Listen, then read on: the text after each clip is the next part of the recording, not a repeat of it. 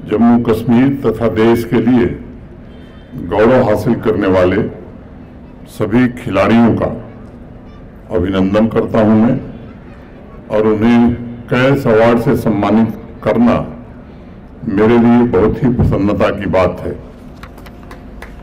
आज parade ground के synthetic football turf का उद्घाटन तथा बंदूरख सिंथेटिक हॉकी फील्ड की संगे बुनियाद रखी गई। एक लोकार्पण और एक शिलान्यास, मैं समझता हूं ये दोनों कार्यक्रम जम्मू कश्मीर में स्पोर्ट्स के विकास तथा अंतर्राष्ट्रीय स्तर के इंफ्रास्ट्रक्चर के लिए जम्मू कश्मीर प्रशासन की प्रतिबद्धता को दोहराता है। मित्रों, आज 2021-22 में नेशनल तथा इंटरनेशनल टूर्नामेंट्स के 9 स्पोर्ट्स डिसिप्लिन में मेडल्स जीतने वाले 154 खिलाड़ी तथा 2022-23 में 16 स्पोर्ट्स डिसिप्लिन में मेडल्स जीतने वाले 214 खिलाड़ियों को special cash award direct benefit transfer mode से सीधे उनके अकाउंट में स्थानांतरित ट्रांसफर किया गया है। ये इस बात का संकेत है कि जम्मू कश्मीर में स्पोर्टिंग टैलेंट्स को ढूंढने, उन्हें अंतर्राष्ट्रीय स्तर की सुविधा दिलाने, रिसोर्स ट्रेनिंग, मेंटरिंग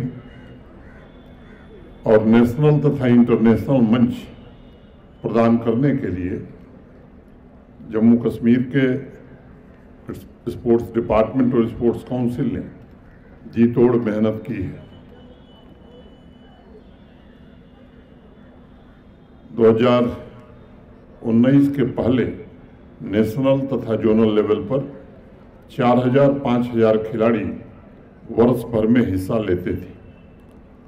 अब वो संख्या बढ़कर 5 गुनी से ज़्यादा हो गई और पिछले वर्ष 25,000 खिलाड़ियों ने हिस्सा लिया है।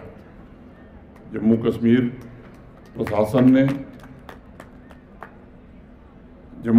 प्रशासन ने स्पोर्ट्स इकोसिस्टम को नुकसान पहुंचा रही अव्यवस्था को समाप्त करने की कोशिश की है और पिछले 4-5 वर्षों में अपने खिलाड़ियों के लिए अधिकतम सुविधाएं या मैं कहूं सर्वोत्तम सुविधाएं उपलब्ध कराने की कोशिश की है।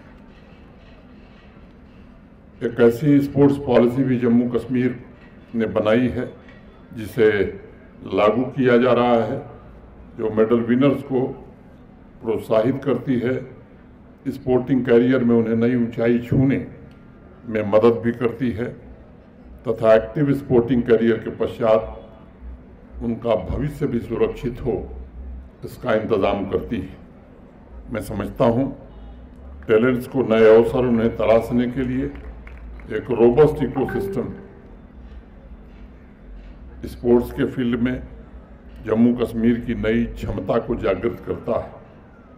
जम्मू कश्मीर के छोटे छोटे गांव के अनेक ऐसे खिलाड़ी जिन्होंने कम समय में अपने टैलेंट्स के द्वारा नई पहचान स्थापित की है, मैं ऐसे सभी खिलाड़ियों को हृदय से बधाई देना चाहता हूं।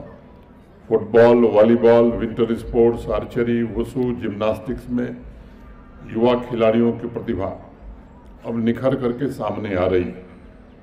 आज शीतल और राकेश जैसे खिलाड़ी स्पोर्ट्स की दुनिया में केवल जम्मू कश्मीर का नहीं वरन देश का नाम भी रोशन कर रहे हैं और यह इस तथ्य को इंगित करता है कि प्रशासन स्पोर्ट्स के वातावरण को बदलने में काफ़ी हद तक सफल रहा है।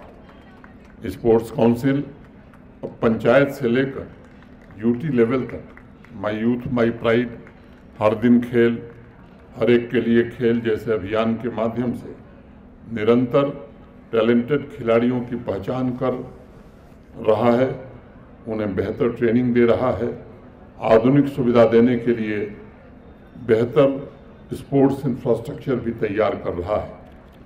आज जम्मू कश्मीर के खिलाड़ी प्रशासन गांव-गांव के मेधावी खिलाड़ियों तक पहुंचने का प्रयत्न कर रहा है।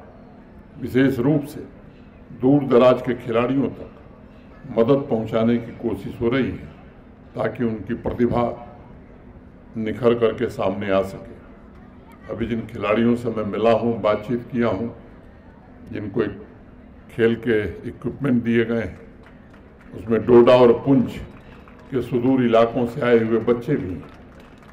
भारत के आदरणीय प्रधानमंत्री श्रीमान नरेंद्र मोदी जी के नेतृत्व में सभी 20 जिलों में स्पोर्ट्स इंफ्रास्ट्रक्चर तैयार किए गए हैं और मैं कह सकता हूं कि पिछले 4 वर्षों में स्पोर्ट्स के क्षेत्र में एक नई क्रांति आई है, जिसे खेल क्रांति हम कह सकते हैं। कुल मिलाकर 702 खेल परियोजनाओं को पिछले 4-5 वर्षों में पूरा करने में सफलता मिली है। 100 खेलो इंडिया सेंटर निर्मित किए गए हैं। मल्टीपर्पज इंडोर स्टेडियम्स बहुतायत संख्या में निर्मित किए गए हैं। 9 athletic track, synthetic hockey field, synthetic football field बड़ी संख्या में बनाए गए। मुझे बताया गया है कि ग्रामीण इलाकों में, खासतौर से बॉर्डर एरिया तथा श्रीनगर डाउनटाउन में फुटबॉल इंफ्रास्ट्रक्चर तथा टूर्नामेंट्स के निरंतर आयोजन भी हो रहे हैं। इस पर विशेष ध्यान दिया जा रहा है। कुछ दिन पहले ही जगती कैंप में मुझे सिंथेटिक फुटबॉल क्लब के शिलान्यास का अवसर मिला था। इसके अलावा बारामूला, शोपियां, श्रीनगर में भी सिंथेटिक फुटबॉल फील्ड निर्मित किए जा रहे हैं। 5 नए सिंथेटिक हॉकी फील्ड के प्रोजेक्ट को पूरा किया गया है।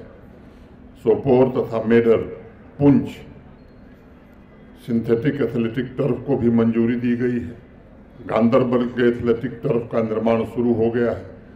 जम्मू यूनिवर्सिटी तथा कश्मीर यूनिवर्सिटी के एथलेटिक टर्फ के प्रोजेक्ट को पूरा कर लिया गया है।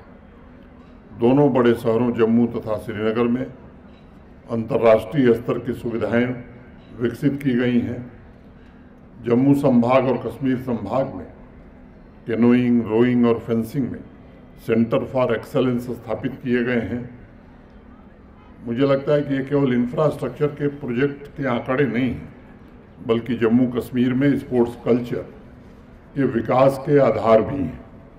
और मैं मानता हूं कि स्पोर्ट्स की उपलब्धियां समाज को विभिन्न क्षेत्रों में नई गतिशीलता प्रदान करती हैं। खिलाड़ियों की सफलताएं पूरे सामाजिक और आर्थिक इकोसिस्टम को भी अच्छी तरह से प्रभावित करती हैं तथा समाज के सभी वर्ग में आत्मगौरव की भावना भी पैदा करती हैं। इसलिए जम्मू कश्मीर प्रशासन ने स्पोर्ट्स पॉलिसी तथा अन्य इंटरवेंशंस के माध्यम से ये सुनिश्चित करने की कोशिश की है कि हर एक होनहार खिलाड़ी को अवसर उपलब्ध कराया जाए ताकि वह खेल के मैदान में अपना पराक्रम दिखा सके और उसकी उपलब्धियां समाज के युवाओं के लिए विशेष रूप से प्रेरणा बन सकें। अनेक कार्यक्रमों के माध्यम से इस साल जम्मू कश्मीर के युवाओं तथा टूर्नामेंट में शामिल होने देश के कोने कोने से आ रहे एथलीट्स को मिलाकर लगभग 75 लाख खिलाड़ियों को खेलने का अवसर मिला है। स्पोर्ट्स का कल्चर हर एक आयु वर्ग में विकसित हो, इसके भी प्रयत्न हुए हैं। सीनियर सिटीजन के बीच गेम्स को लोकप्रिय बनाने के लिए सभी डिस्ट्रिक्ट्स में गोल्डन एज गेम्स शुरू किए गए हैं। पैरा स्पोर्ट्स को भी सभी स्तर पर प्रमोट करने की कोशिश हो रही है। जम्मू एवं श्रीनगर में गोल्ड एकेडमी की स्थापना भी की गई है, जिसके माध्यम से सामान्य परिवारों के स्कूली बच्चों को भी स्पोर्ट्स डिसिप्लिन से जोड़ा जा रहा है। नगरोटा जम्मू में मल्टीपर्पज स्पोर्ट्स फैसिलिटी के साथ खेल गांव की स्थापना की जा रही है। अभी हाल ही में यूनियन टेरिटरी के 60 स्टेडियम में फ्लड लाइट की व्यवस्था की गई है। मैं इस बात का जिक्र करना आवश्यक समझता हूं, जो नेशनल एजुकेशन पॉलिसी, राष्ट्रीय शिक्षा नीति की अनुशंसा के अनुरूप आज सभी स्कूल एवं हायर एजुकेशन के जो इंस्टीट्यूशंस हैं अपने अपने कैंपस में भी स्पोर्ट्स इंफ्रास्ट्रक्चर निर्मित कर रहे हैं। स्पोर्ट्स की विभिन्न डिसिप्लिन को बढ़ावा दे रहे हैं। इसके अलावा प्रशासन की तरफ से LG rolling trophy, sporting talent तक पहुंचने के लिए एक ब्रिज का काम कर रही है। खेल से जुड़े सभी एसोसिएशन और विशेष रूप से स्पोर्ट्स काउंसिल प्रयत्न कर रही है कि हर एक खिलाड़ी समर्थ हो, सशक्त हो और उसे विजय पथ पर निरंतर नेशनल और इंटरनेशनल कोच से मेंटरिंग प्राप्त हो।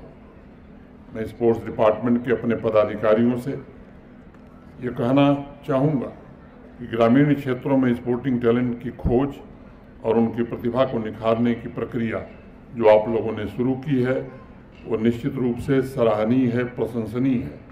ये प्रक्रिया अनवरत रूप से चलनी चाहिए।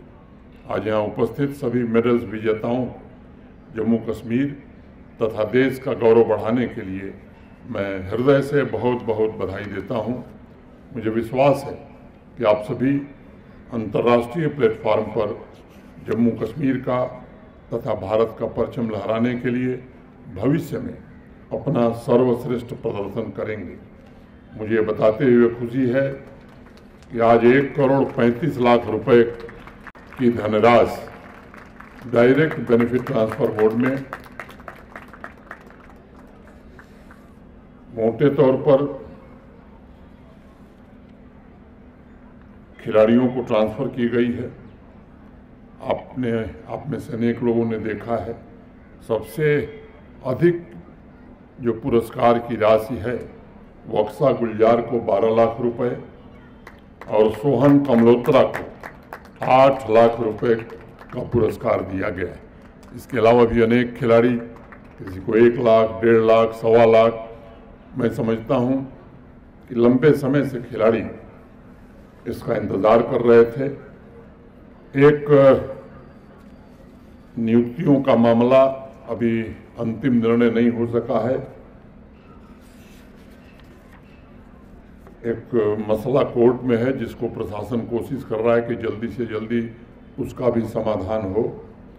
बाकी जो प्रक्रिया थी प्रशासनिक रूप से वो हमारे प्रशासन के लोगों ने पूरी की है। मैं उम्मीद करता हूँ कि जो भी चयनित खिलाड़ी हैं शीघ्र ही जम्मू कश्मीर प्रशासन में सरकारी पदों पर वो काम कर सकेंगे। मैं फिर से एक बार सभी स्पोर्ट्स पर्सन को हृदय से बधाई देते हुए स्पोर्ट्स डिपार्टमेंट, स्पोर्ट्स काउंसिल को हृदय से बधाई देते हुए अपनी बात मैं पूरी करता हूँ। धन्यवाद। जय हिंद।